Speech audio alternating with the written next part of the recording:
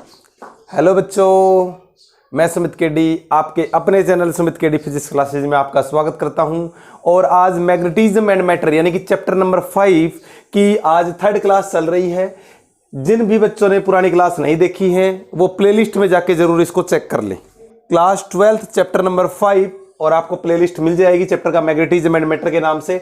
आज हम जो टॉपिक पढ़ने वाले हैं वो torque on A bar magnet in a magnetic field. Last class हमने डिस्कस करा था बार मैग्नेट क्या होता है। चॉकलेट की तरह का होता है, अगर हम इसकी शेप बनाए तो चॉकलेट की तरह का होता है और उसके अंदर एक साउथ पोल होता है, एक नॉर्थ पोल होता है, यानी कि डाईपोल होता है। मोनोपोल कभी भी किसी मैग्नेट का पॉसिबल नहीं है। उसके बाद में हम बात करें तो इसका एक मिड पॉइंट होता है और यहां से पूरे मिड पॉइंट तक के लिए L है, तो टोटल इसके बीच में 2L डिस्टेंस बताई थी। मैग्नेटिक पोल स्ट्रेंथ M बताई थी। मैग्नेटिक डाईपोल मूवमेंट होता है Q इंटू में 2A होता था ना, ऐसे M इंटू में क्या हो जाएगा, 2 इंटू में L हो जाएगा। ये मैग्नेटिक डाईपोल मूवमेंट आपको बताया गया था। हमेशा जो डायरेक्शन होगी मैग्नेटिक डाईपोल मूवमेंट की साउथ से नॉर्थ होती है, इतनी बात आपको पता है। अब हम बात कर रहे हैं कि जब इसको एक मैग्नेटिक फील्ड में रखा जाए तो क्या होगा। अब हम बात करने वाले हैं कि अगर इसी बार मैग्नेट को किसी मैग्नेटिक फील्ड में रख दिया जाए, यूनिफॉर्म मैग्नेटिक फील्ड में रख दिया तो क्या होगा। तो सपोज करते हैं कि यहां एक यूनिफॉर्म मैग्नेटिक फील्ड बना रहे हैं इस प्रकार से। ये लो, एक यूनिफॉर्म मैग्नेटिक फील्ड बनाया, इधर से हमने एक मैग्नेट रखा नॉर्थ और साउथ, आप देख रहे हो इस प्रकार से। यहां से एक मैग्नेट रखा, ये हमने एक रख दिया, यहां से मान लेते हैं नॉर्थ और ये क्या है, साउथ है। मैग्नेटिक फील्ड लाइन है, अगर ये इस तरह से रखा हुआ है तो आपको पता है कैसे जाएगा, नॉर्थ से साउथ की तरफ जा रहा होगा। तो इस प्रकार का जो यूनिफॉर्म मैग्नेटिक फील्ड यहां क्रिएट कर रहा है, मान रहे हैं हम सपोज कर रहे हैं कि यूनिफॉर्म मैग्नेटिक फील्ड इस डायरेक्शन में जा रहा है। यूनिफॉर्म का सिंबल भी आपको पढ़ाया जा चुका है, ये हमने रख दिया भाई। अगर आप इसमें ऑब्जर्व करोगे तो आपको पता लगेगा कि ये कैसा है, यूनिफॉर्म मैग्नेटिक फील्ड है। अब हम बात क्या कर रहे हैं कि एक बार मैग्नेट को इसमें अलाइन करवाना है, एक बार मैग्नेट को इसके अंदर प्लेस करना है भाई। अगर आप बार मैग्नेट को प्लेस करते हो तो कैसे करें, तो मान लेते हैं किसी एक एंगल पे हमने ये, जैसे मान लो मैग्नेट है बार, उसको हमने किसी एक सुटेबल एंगल थीटा पे प्लेस कर दिया। कंसीडर करा हमने कि बार मैग्नेट, ये मैग्नेट लगाया, ये हमने क्या बनाया कि बार मैग्नेट बनाया भाई। क्या बनाया, एक बार मैग्नेट बनाया और उसको हमने क्या कर दिया, मैग्नेटिक फील्ड में, यूनिफॉर्म मैग्नेटिक फील्ड में प्लेस कर दिया भाई। यहां तक क्लियर है। आप देख पा रहे होंगे मैग्नेटिक फील्ड में रखा हुआ है ये, और ये जो पोल आपको दिख रहा है ये हमने मान रखा है नॉर्थ है, और ये जो दिख रहा है ये साउथ है। मैंने आपको बताया था कि नॉर्थ है वो बिहेव करता है पॉजिटिव चार्ज की तरह और साउथ बिहेव करता है नेगेटिव की तरह, ये पढ़ा चुका हूं। याद करिए, इलेक्ट्रिक डाइपोल को यूनिफॉर्म मैग्नेटिक फील्ड हुआ करता था, बोलो याद है कि नहीं है। ये इलेक्ट्रिक फील्ड जा रहा था इस डायरेक्शन में, जैसे यहां जा रहा है मैग्नेटिक फील्ड इस डायरेक्शन में। उसके लिए एक इलेक्ट्रिक डाइपोल रखा जाता था, इधर माइनस का क्यू, इधर प्लस का क्यू। इस पे जो फोर्स एक्सपीरियंस होता था वो होता था क्यू इंटू ई। क्या होता था, क्यू इंटू ई, पॉजिटिव चार्ज पे। इस पे भी होता था क्यू इंटू ई, बस नेगेटिव और पॉजिटिव को दिखाने के लिए बता देते थे। एक फोर्स इधर लगा था, एक अपोजिट डायरेक्शन में लगा था, जिसकी वजह से क्या क्रिएट होता है, कपल फोर्स लगता है, और एक इस डायरेक्शन में आगे और एक पीछे। जब भी ऐसा फोर्स लगता है एक आगे और एक पीछे तो वो घूमता है, रोटेट करता है, यानी कि कपल फोर्स से क्या क्रिएट हो जाता है, टॉर्क क्रिएट हो जाता है। समझ रहे हो। तो हमने क्या करा, ये डाइपोल रखा हुआ है, नॉर्थ आपको पता है in the direction of magnetic field, और जो साउथ पोल है in the opposite direction of magnetic field. ये तो मानते हो, जैसे direction of electric field minus की opposite to B electric field. इसी प्रकार से जो नॉर्थ पोल है in the direction of magnetic field, in the direction of magnetic field, और जो साउथ पोल है opposite to the magnetic field. ये तो मान गए आप लोग। तो इसमें जो फोर्स एक्सपीरियंस होगा वो कितना होगा, जैसे Q इंटू ई था, ऐसे यहां पे होगा M इंटू में B। क्या फोर्स होगा experience, M into B। M आपको पढ़ाया था अभी 1 मिनट पहले बताया था, मैग्नेटिक पोल स्ट्रेंथ, कोई सा भी हो, जैसे Q लिया था ना, Q लिया था, ऐसे ही यहां पे क्या लेना है अपने को, M और ये B। बस ये अपोजिट डायरेक्शन में माइनस में ले सकते हैं हम, कि ये भैया अपोजिट डायरेक्शन में काम कर रहा है। बाकी जो फोर्स है वो इक्वल है, एम बी। फोर्स कितना है, M इंटू बी। ये मत समझ लेना कि माइनस से कम है, नहीं, दोनों का फोर्स कितना है, M इंटू बी। बस ये माइनस इंडिकेट कर रहा है अपोजिट डायरेक्शन के लिए। मतलब नॉर्थ पे एम बी फोर्स से इधर लग रहा है, और माइनस का एम बी फोर्स का इधर का मतलब हो गया कि अपोजिट डायरेक्शन में लग रहा है मैग्नेटिक फील्ड की। यहां तक क्लियर हुआ कि नहीं हुआ, बोलो। अगर यहां तक आपको क्लियर है तो देखिए आगे। तो यहां एक बात लिख देते हैं हम लोग कि force on north pole is equal to क्या लिखा, m इंटू बी, और साउथ पोल पे लिखा m इंटू बी। माइनस यू नहीं लगा रहा क्योंकि मैं डायरेक्शन लिख रहा हूं in the direction of B, इसलिए मुझे माइनस लगाने की जरूरत नहीं, मैं लिख देता हूं यहां पे in the opposite direction of B, opposite direction of B. यहां तक क्लियर हो गया। सबसे पहले क्या करा, एक bar magnet, consider a bar magnet placed in a uniform magnetic field and its magnetic pole strength is small m, ठीक है, और making an angle theta with the magnetic field, यहां एक एंगल बन रहा होगा थीटा, ये बात लिख देनी है। फिर उसके बाद में लिखना है force on north pole is equal to m into B and force on the south pole m into B. ये सिर्फ मैंने आपको समझाने के लिए बताया है। यहां तक अपने को फोर्स क्लियर हो गया तो लिखेंगे it form a couple force, bar magnet hence या 10 दोनों का इक्वल मैग्नीट्यूड का फोर्स लग रहा है अपोजिट डायरेक्शन में 10 बार मैग्नेट एक्सपीरियंस एट टॉर्क, समझ गए, एक्सपीरियंस एट टॉर्क। आपको पढ़ाया गया कि देखो इक्वल एम बी और ये अपोजिट डायरेक्शन में कैंसिल आउट हो जाता है, जब फोर्स कैंसिल आउट हो जाता है, कपल फोर्स बना रहा है तो क्या लगाया, टॉर्क लगाया। तो 10 a bar magnet experience a torque, और टॉर्क का फॉर्मूला आप जानते हो, फोर्स इंटू परपेंडिकुलर डिस्टेंस, ये तो आप सभी को पता होगा, force into perpendicular distance. Force आप सभी जानते हो कितना होता है, m इंटू बी होता है परपेंडिकुलर डिस्टेंस। इसको आपको पता होगा कि अगर हम बात करें यहां से लेकर यहां तक की डिस्टेंस को हम क्या मानते हैं, 2l मानते हैं, जो डाइपोल होता है उनके बीच की दूरी को क्या मानते हैं, 2l, समझ रहे हो। अगर मैं इसके यहां से थीटा से एक लाइन खींचता हूं यहां से, और यहां एक ट्रायंगल बन जाता है, अगर ये 2l है तो थीटा के सामने वाला परपेंडिकुलर, तो ये क्या हो जाएगा, आंसर 2l साइन थीटा। हमें परपेंडिकुलर डिस्टेंस ही चाहिए थी तो लिख दिया हमने 2l साइन थीटा।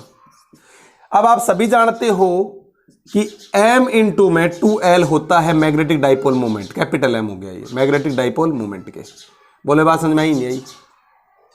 तो यहां मैंने इस m और 2l की जगह लिखा कैपिटल M इंटू में b साइन थीटा, और torque is a vector quantity, that's why it we will convert into magnetic field. ये आपका फाइनली आंसर आ गया। बोलो समझ में नहीं आई भाई।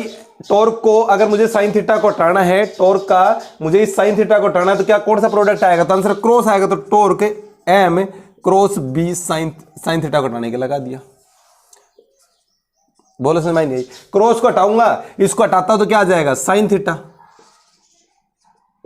बोलो, इसको हटाता हूं तो क्या आ जाएगा, क्रॉस, इस क्रॉस को हटाता हूं तो क्या आ जाएगा, साइन। ये आप पहले पढ़ चुके हो, यहां तक आप पहले नोट डाउन करिए फटाफट। फिर एक बात और बताता हूं इसमें, जल्दी से नोट डाउन करिए।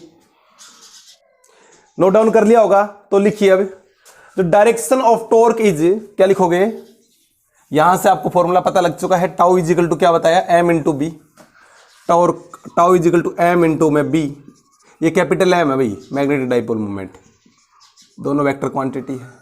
तो क्या बताया, द डायरेक्शन ऑफ द, ये स्टार मार करके लिख देना, the direction of torque is perpendicular to the plane containing m and b vector, यानी कि मैग्नेटिक डाइपोल मोमेंट और magnetic field. The direction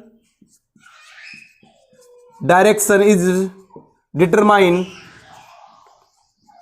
by right hand rule, by right hand rule. ये और नोट डाउन कर लेना इसके नीचे। Derivation आपकी कवर हो चुकी है, अगला टॉपिक हम पढ़ते हैं, फटाफट नोट डाउन करिए इसको। अब हम बात करने वाले हैं पोटेंशियल एनर्जी, इसी टॉपिक के ऊपर बात करने वाले हैं। अभी थोड़ा सा स्कोर बढ़ाएंगे, इतना तो कवर हो चुका। अब हम बात करने वाले हैं पोटेंशियल एनर्जी स्टोर। क्या बताया, पोटेंशियल एनर्जी स्टोर। यहां टॉर्क, पोटेंशियल एनर्जी, चलो इसको पूरे को मिटा देता हूं मैं।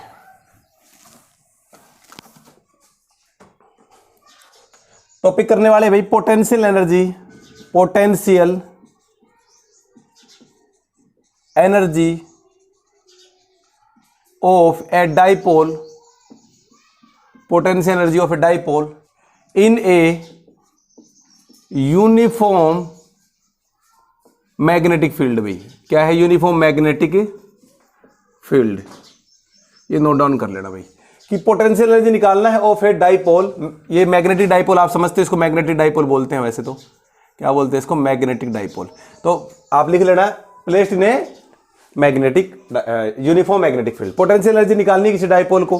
अब पोटेंशियल एनर्जी आती कहाँ है, तो पोटेंशियल एनर्जी का टॉपिक आप पढ़ चुके हो, वर्क डन करने से आती है, पहले भी आ चुके हैं पहले चैप्टर में भी, कि जब आप किसी पे वर्क करते हो, किसी बॉडी पे वर्क करते हो, वर्क करना स्टोर हो जाता है in the form of potential energy.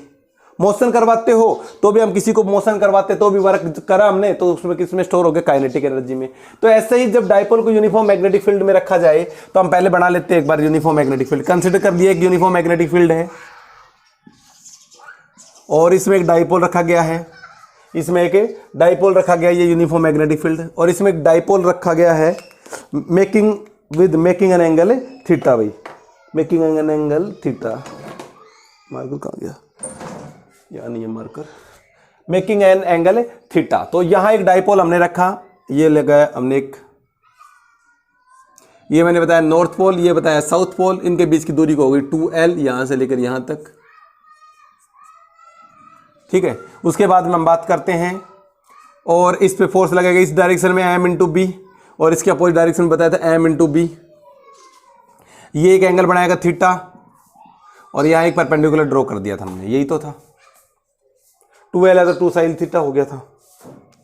अब बात ऐसी आ रही है कि जब पोटेंशियल एनर्जी करना है तो सबसे पहले जब हमने इसको रखा, whenever we placed a bar magnet, whenever we placed a bar magnet, whenever we placed a bar magnet, we placed a bar magnet, it experience a torque, it experience a torque। ये पढ़ चुके अभी थोड़ी देर पहले ही कि जब हमें एक बार मैग्नेट को किसी मैग्नेटिक फील्ड में रखा तो it experience torque is given by, ये पुरानी बातें हैं, दोबारा लिख लेना आप लोग। टॉर्क इज इक्वल टू हो गया M B sine theta, capital M लेना भाई, एम बी साइन थीटा, यही तो था, बताया था ना, साइन का टाइम क्रॉस हो जाएगा। ये हमारा टॉर्क का मैग्नीट्यूड निकल के आया था उस टाइम पे, है कि जो डाइपोल है, मैग्नेटिक डाइपोल है, अलाइन करना चाहेगा अपने आप को, want to align itself in the direction of magnetic field, in the direction of magnetic field. क्योंकि आप सभी जानते हो कि ये क्या करना चाहेगा, डायरेक्शन ऑफ मैग्नेटिक फील्ड में आना चाहेगा, क्योंकि एन है उस पे एम बी, उसी की डायरेक्शन में फोर्स लग रहा है, इसलिए वो क्या करना चाहेगा, उसकी डायरेक्शन में घूमना चाहेगा, ये ऐसे आना चाहेगा, समझ रहे हो ना, ऐसे, इस पे फोर्स ऐसे लगेगा, ये ऐसे जाना चाहेगा, तो इस तरह से होना चाहेगा ये। तो इसका मतलब इट मींस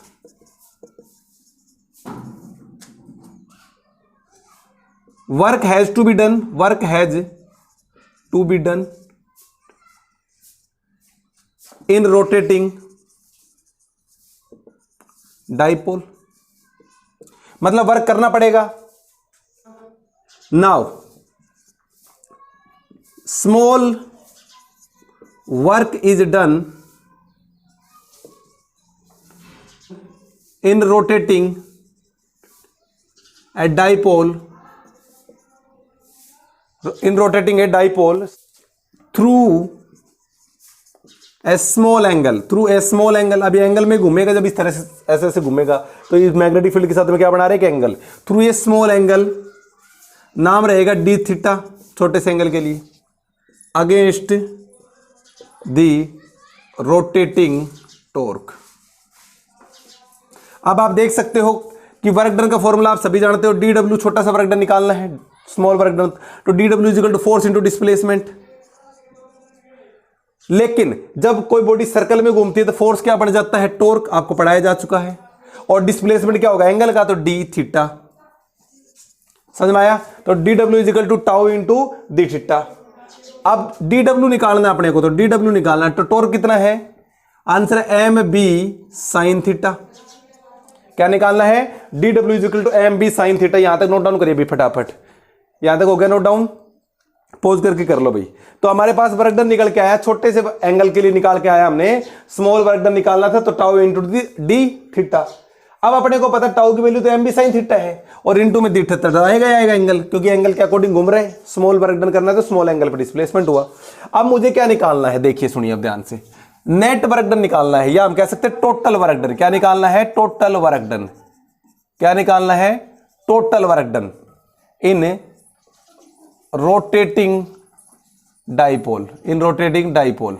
तो टोटल वर्क डन निकालने के लिए क्या करेंगे? इंटीग्रेट करेंगे बोथ साइड। तो D W is equal to M B sine theta, M B sine theta. तो यह बात आपको क्लियर हो गई होगी कि टोटल वर्क डन जब निकालना होता है तो हमें क्या करना पड़ता है? इंटीग्रेट करना पड़ता है। इंटीग्रेशन का टॉपिक पढ़ा आज का। तो ये आ जाएगा आपका डब्ल्यू, एम और बी क्या आ जाएगा? कांस्टेंट है, बाहर आ जाएगा, आपको पता है मैग्नेटिक पोल स्ट्रेंथ कांस्टेंट है, मैग्नेटिक फील्ड यूनिफॉर्म है, कांस्टेंट है। इंटीग्रेशन हो जाएगा साइन थीटा, और थीटा कहां से कहां तक? तो सपोज कर लेते शुरुआत में कोई थीटा होगा, थीटा 1 होगा, बाद में कोई और एंगल आया होगा तो थीटा 2। तो हम मान लेते हैं कि थीटा 1 से लेकर थीटा 2 तक घुमाने का वर्क डन है, कोई भी एंगल है, फाइनल और इनिशियल। साइन थीटा का इंटीग्रेशन आप सभी जानते हो क्या होता है? Integration of sine theta is equal to होता है माइनस का कोस थीटा। तो यहां मैं पुट कर रहा हूं माइनस का कोस थीटा, और यहां लिमिट चढ़ा रहा हूं थीटा 1 से थीटा 2। जिनको ये चीजें नहीं आती, इंटीग्रेशन का टॉपिक करवा रखा mathematic tools, class 11th mathematic tools करके वीडियो बना रखे, पढ़ लेना एक बार, फिर बाद में कहोगे हम आते नहीं है और बाद में दिक्कत आएगी तो फिर आपका खुद जानो। माइनस को मल्टीप्लाई करोगे तो बाहर माइनस आ जाएगी, और यहां पुट करेंगे तो आ जाएगा कोस थीटा 2 माइनस का कोस थीटा 1। आगे समझ में? ये आ गया वर्क डन। और this work done is store, this work done is store as a potential energy. वही जो वर्क डन आपने करा है स्टोर होगा as a potential energy that is represented by U. कितना आ जाएगा? माइनस का M B cos theta 2 minus का कोस थीटा 1। यहां तक क्लियर हो गया? तो इसको आप नोट डाउन कर लो पहले, तो उसके बाद में एक चीज और बताएंगे, इसके आगे थोड़ी सी बात और बता देंगे। एक बार यहां तक नोट डाउन करिए फटाफट, जल्दी से नोट डाउन करिए इसको।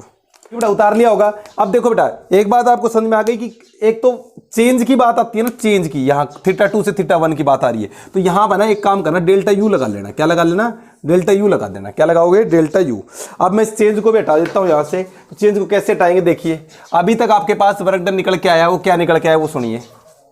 Delta U is equal to work done जो स्टोर करोगे तो क्या था? माइनस का एम इंटू में बी। ये कैपिटल एम है भाई, ये बार बार लिख रहा हूं एम बी। क्या लिख रहा हूं यहाँ पे? कैपिटल एम है। एम बी क्या था फॉर्मूला? कोस थीटा 2 माइनस का कोस थीटा 1। ठीक है, तो ये आप हमेशा याद रखना, ये टॉर्क है, ये एम इंटू बी। यहां जो आ रहा है एम इंटू बी कैपिटल, क्योंकि इसका जो टॉर्क निकल के आया था हमारा, वो निकल के आया था कैपिटल एम इंटू में बी आया था। याद करिए क्रॉस वेक्टर, तो इसीलिए सारा का सारा वही है, टॉर्क वही लगाया था हमने। तो कैपिटल एम है, इसको हटा देते हैं हम यहां से। अगर मान ले थीटा 1 इज इक्वल टू में 90 degree, theta 2 is equal to में 0 डिग्री। क्या मान रहा हूं मैं कि जो पहले नंबर पे जो एंगल था वो ऐसे था। थीटा 1 कितने डिग्री का है? मान लो ऐसे था, तो थीटा 1 हो गया 90 डिग्री, थीटा 2 हो गया 0 डिग्री। उस कंडीशन का देखिए, तो वहां कंडीशन आ जाएगी, तो डेल्टा यू आपका चेंज हो जाएगा एनर्जी में। जो वर्क डन आपने करा है माइनस का M B cos theta 2, cos theta 2 कितना हो जाएगा? कोस 0, तो कोस 0 माइनस का कोस 90। आप सभी जानते हो कोस 90, कोस 90 की वैल्यू क्या होती है भाई? 0। मैंने आपको पढ़ा रखा है, ट्रिग्नोमेट्री में सारी वैल्यू करवा रखी है। तो यहां से कोस 90 की वैल्यू हो गई 0, साइन 90 की 1 हो जाती है। u is equal to W is equal to minus का एम इंटू में बी, और ये कोस 0 की वैल्यू हो जाती है 1, यानी कि माइनस का। ये बात समझ में आई नहीं? माइनस का, यानी कि मैं कह सकता हूं एम माइनस का एम इंटू में बी क्या आ जाएगा भाई? यहां पे डॉट प्रोडक्ट, ये डॉट प्रोडक्ट है, ये वेक्टर क्वांटिटी, ये वेक्टर क्वांटिटी, ये हट गया। यहां लिखेंगे cos 0 की वैल्यू क्या हो जाती है भाई? 1 हो जाती है। तो आपको समझ में आ गया होगा कि ये कैसी क्वांटिटी है? एम वेक्टर है, बी वेक्टर, लेकिन ये कैसा प्रोडक्ट है? डॉट। यानी कि अगर आप इसको हटाओगे तो एम बी कोस थीटा आएगा। बोलो समझ में आई नहीं? नोट डाउन करिए इसको।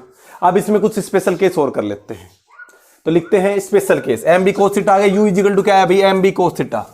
हमारे पास जो यू की वैल्यू आई फाइनली, वो कितनी आई? माइनस का एम बी कोस थीटा। तो स्पेशल केस लिख देते हैं, स्पेशल केस। सुनिए अब ध्यान से, एक एक केस को सुनते जाएंगे। When theta is equal to 0 degree, या चलो थीटा इज इक्वल टू 90 वाला कर लेते हैं पहले, ठीक है भाई। तो सपोज कर लेते हैं कि व्हेन, पहला केस है थीटा इज इक्वल टू में 90 डिग्री, तो जो पोटेंशियल एनर्जी होगी स्टोर होगी वो कितनी हो जाएगी, एम बी कोस 90, और कोस 90 की वैल्यू क्या हो जाती है, 0। तो जो पोटेंशियल एनर्जी कितनी हो जाएगी भाई, 0। कितनी हो जाएगी, 0। समझ। तो यहां लिख सकते हो when the dipole is perpendicular to the magnetic field, magnetic field क्या बताया, डाइपोल है वो परपेंडिकुलर मैग्नेटिक फील्ड का, then its potential energy is equal to 0। ये बात नोट कर लेना। दूसरा केस करते हैं, जब थीटा 0 डिग्री का होगा, थीटा हो 0 डिग्री का भाई, कितने डिग्री का, 0। तो u इज इक्वल टू हो जाएगा माइनस का m इंटू में b, और कोस 0 की वैल्यू हो जाती है 1, यानी कि u आ जाएगा माइनस का m इंटू में b। यानी कि वैल्यू तो आई है लेकिन माइनस में आई है, यानी कि सबसे मिनिमम। यानी कि ये वो केस है जब मिनिमम वर्क डन होगा। क्या होगा भाई, मिनिमम। समझ में आ गया, मिनिमम। या हम ये कह सकते हैं, देखो मिनिमम कब है, जब वो ऐसे अलाइन कर रहा होगा, इस कंडीशन में 0 डिग्री का एंगल बन रहा है, मैग्नेटिक फील्ड भी उसी डायरेक्शन में और ये भी उसी डायरेक्शन में। ऐसा जो केस है उसमें जो एनर्जी स्टोर हो रही है कितनी हो रही है, मिनिमम, सबसे कम एनर्जी स्टोर हो रही है। या इसको हम बोल सकते हैं कि it is the stable condition, it is the stable condition. आप लिख सकते हो कि when the angle between magnetic field and magnetic dipole movement, the angle between magnetic dipole movement and magnetic field is 0 degree, यानी कि इसी direction में हो, मतलब ये ऐसे लग रखा हो, तो डायरेक्शन साउथ से नॉर्थ है, तो ये ऐसे लग रखा हो एंगल, तो उन दोनों के बीच में एंगल कितने डिग्री का बन रहा है, 0 डिग्री का बनेगा। और 0 डिग्री का बनेगा तो वो कैसी कंडीशन कहलाएगी, स्टेबल, मतलब वो मूव नहीं करेगा भाई। ऐसे हो जाएगा तो नॉर्थ भाई फोर्स लगाने से तो टॉर्क कर रहा था, तो ये इस पर कोई भी एनर्जी स्टोर नहीं होगी, क्योंकि कोई वर्क डन नहीं होगा। यहां तक क्लियर हो गया। थर्ड केस और लिख लो, इसमें थर्ड केस और स्टोर कर लेते हैं इसी के अंदर। तो थीटा अगर 180 डिग्री का हो, थीटा अगर 180 डिग्री का हो तो क्या होगा, 180 का मतलब हो गया अपोजिट डायरेक्शन में, मतलब नॉर्थ इधर चला जाए, साउथ इधर चला जाए। तो 180 में क्या होगा, कोस 180 की वैल्यू हो जाती है -1 भाई, कोस 90 की वैल्यू क्या हो जाती है, 0। कोस 0 की वैल्यू क्या होती है, कल ही बताया था ना, कोस 0 की वैल्यू क्या होती है, 1। वीडियो हमारे पास है ना मैथमेटिक्स में। कोस 0 की वैल्यू क्या होती है, 1। तो कोस 0 की होती है वही 180 की होगी, लेकिन क्वाड्रेंट चेंज हो गया, तो कोस 0 की 1 है तो कोस 180 की भी 1 होगी, लेकिन क्वाड्रेंट चेंज होने की वजह से -1 पढ़ा चुका हूं। सारे वीडियो एक बार जाके देखिए, सारी वैल्यू अपने आप याद हो जाएंगी। तो हमने लिखा माइनस का, तो यानी कि प्लस का आ जाएगा, फिर ये समझ में आ गया होगा भाई, माइनस का आएगा, माइनस से माइनस प्लस हो जाएगा कोस 180 की वजह से, तो प्लस का। यानी कि ये जो वर्क डन हुआ है, ये जो सॉरी एनर्जी स्टोर हुई है वो मैक्सिमम हुई है, और ये वो कंडीशन कहलाएगी जो अनस्टेबल है। कैसी कंडीशन कहलाएगी, अनस्टेबल। ये सारे पॉइंट नोट डाउन कर लेना भाई, ठीक है, ठीक बेटा, ये नोट डाउन कर लो फटाफट। उसके बाद में आपको करना क्या है, आज का एक बहुत ही इंपॉर्टेंट महत्वपूर्ण टॉपिक है, नाम है Gauss law of magnetism, Gauss law in magnetism, वो तैयार कर लेते हैं भाई। Gauss law for magnetism, Gauss law electric में तो पढ़ाई था हमने, Gauss law, close integral of EDS, अभी पढ़ते हैं, एक मिनट रुक जाओ बस। गॉस लॉ क्या पढ़ाया, Gauss law for magnetism. Magnetism के लिए भी गॉस लॉ दिया, बहुत ज्यादा इंपॉर्टेंट टॉपिक है भैया। इसी को, यही वो लॉ है जिसको हमने बाद में मैक्सवेल इक्वेशन के रूप में भी यूज करा। तो ये बाद में दोबारा आएगा, लेकिन उसका नाम हो जाएगा उस टाइम पे मैक्सवेल इक्वेशन। तो आपको दोबारा भी पढ़ना है, तो यहीं से आप अच्छा स्ट्रॉन्ग करके जाइए, इस टॉपिक को दोबारा पढ़ना पड़ेगा। जैसे पहले चैप्टर की सारी चीजें आ रही है ना रिपीट होके, बस फॉर्म चेंज हो गई, इसी प्रकार से ये भी दोबारा से रिपीट होगा, गॉस लॉ फॉर मैग्नेटिज्म, यानी कि तीसरी बार आएगा। फर्स्ट चैप्टर में, फिर दूसरे चैप्टर में इसमें आ गया अब ये, और उसके बाद में एक बार और पढ़ लोगे मैक्सवेल इक्वेशन में। तो गॉस लॉ फॉर मैग्नेटिज्म क्या है, गॉस लॉ। पहले तो इलेक्ट्रिक फ्लक्स के लिए याद करिए, एक इलेक्ट्रिक फील्ड लाइनें थी, किसी एरिया में पास होगी, तो बताया था close integral of EDS is equal to Q upon में एप्सिलॉन नॉट, यानी कि इलेक्ट्रिक फ्लक्स। याद करा, क्या नाम था उसका, इलेक्ट्रिक फ्लक्स, यानी total electric field line passing through area is called electric flux, किसी भी क्लोज सरफेस के ऊपर, और वो होता था क्यू अपॉन में एप्सिलॉन नॉट।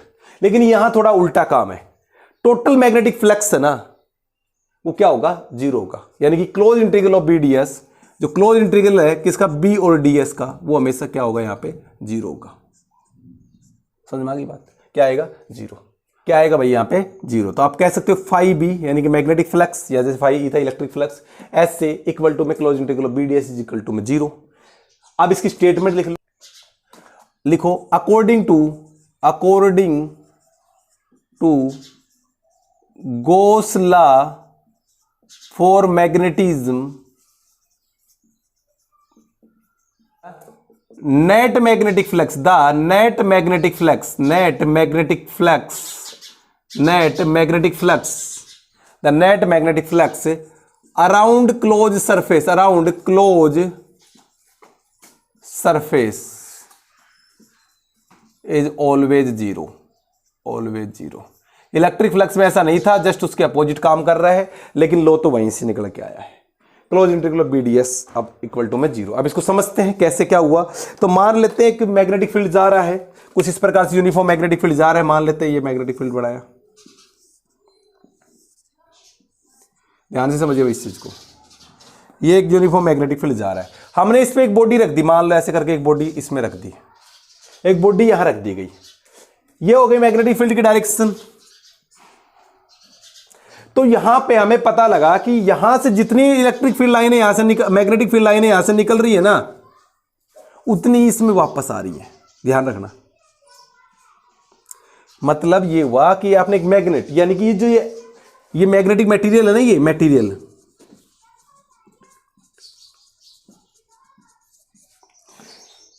ये मैग्नेट की तरह बिहेव करेगा। जैसे आपने एक मैग्नेट ही देखा भाई, ये हो गया नॉर्थ और ये हो गया साउथ, तो नॉर्थ से निकलती है साउथ में चली जाती है, नॉर्थ से निकलती है साउथ में चली जाती है। ऐसे ही तो होता है, मतलब जितनी मैग्नेटिक फील्ड लाइनें निकलती है उतनी ही आ जाती है। यानी कि हम कह सकते हैं कि जितनी यहां से गोइंग आउट हो रही है वो किसके बराबर है? गोइंग इन के बराबर है। ये लिखने की जरूरत नहीं, वैसे बता रहा हूं, इसीलिए 0 होता है कि जितनी बाहर जा रही है उतनी ही अंदर जा रही है। ये है, अगर मैं इसका देखिए, अब जितनी यहां से निकल रही उतनी वापस आ रही है, तो यानी कि एक नॉर्थ पोल हो गया, एक साउथ पोल हो गए, एक नॉर्थ पोल हो गया, एक साउथ पोल हो गया। तो क्या कर देंगे? एक दूसरे कैंसिल आउट कर देंगे इनके, जो दोनों एक दूसरे को, जितनी गई उतनी वापस आ गई। कह सकते हैं जितनी गोइंग आउट हुई और गोइंग इन दोनों इक्वल हो गई, तो इसका जो नेट इफेक्ट आएगा वो क्या हो जाएगा? 0 हो जाएगा। इसलिए हमने कहा close integral of BDS is equal to में 0 हो गया। तो ये बातें नोट डाउन आपको कर लेनी है। उसके बाद में आपने एक चीज और बता देता हूं कि यहां पे कोई भी सरफेस ले लो आप, मान लो आपने एक सरफेस कंसिडर करा डीएस, क्या करा? डीएस। तो यहां से जितनी लाइनें निकल रही होंगी उतनी इसमें आ रही होंगी। तो यानी कि हर एलिमेंट जहां भी आप कंसिडर करोगे ना डीएस, वो भी एक मैग्नेटिक एलिमेंट की तरह बिहेव करेगा कि एक साइड से निकल रही है, एक साइड में अंदर आ रही है। तो इसका मतलब एक नॉर्थ पोल और एक साउथ पोल, जहां से निकल रही है वो नॉर्थ पोल और जहां एंट्री कर रही है वो साउथ पोल। मान लो ये है, तो इधर से जा रही है, इधर से वापस आ रही है। तो यानी कि ये बिहेव करेगा नॉर्थ की तरह और ये साउथ की तरह, और नॉर्थ और साउथ एक दूसरे के इफेक्ट को क्या कर देंगे? कैंसिल आउट कर देंगे, और नेट जो मैग्नेटिक फ्लक्स आएगा वो क्या आ जाएगा? 0 आ जाएगा। ठीक है बेटा, तो नोट डाउन करिए इसके लिए, ये और लिख देना भैया, ये चीजें आप लिख लेना। उसके बाद में ये डायग्राम बना लेना, फिर ये लिखना, फिर ये लिखना। ठीक है, क्लियर होगी बात? कुछ स्टार पॉइंट और लिखवा देता, इसके नीचे स्टार मार करके लिख देना। This law implies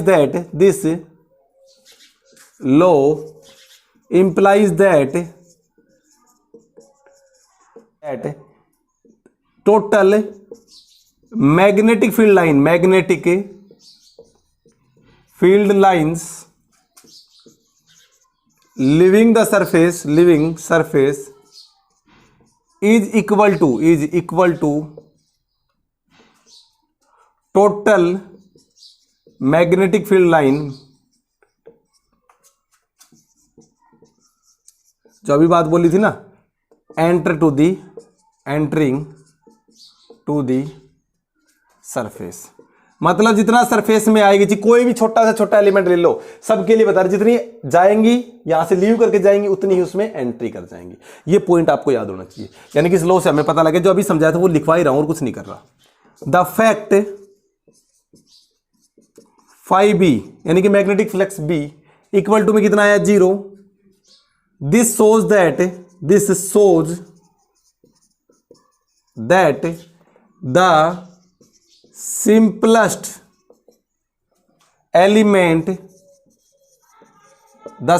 element is a dipole इसने बताया कि जो अगर यह छोटा सा एलिमेंट लिया तो यहां से निकलेगा, इधर से जाएगा, तो यानी कि एक नॉर्थ और एक साउथ, अभी जो समझा रहा था। तो वो क्या है कि छोटा सा एलिमेंट लोगे वो किसकी तरह बिहेव करेगा कि डाइपोल की तरह बिहेव करेगा। तो उसके बाद में लिख सकते हैं द आइसोलेटेड मैग्नेटिक पोल्स, यानी कि हम कह सकते हैं उसको मोनोपोल यानी कि single pole, do not exist, कभी भी एग्जिस्ट कर ही नहीं सकता। तो इस बात से ये भी पता लग गया।